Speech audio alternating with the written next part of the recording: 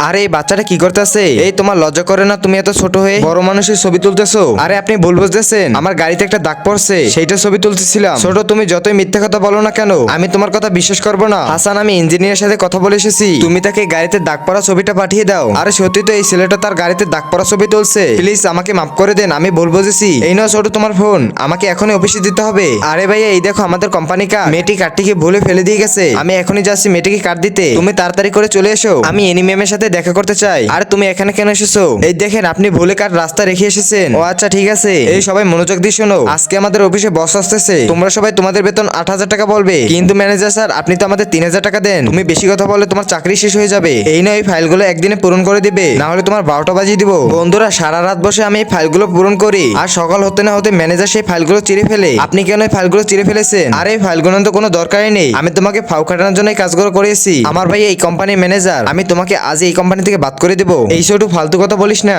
ও ঠিক কথাই বলতেছে।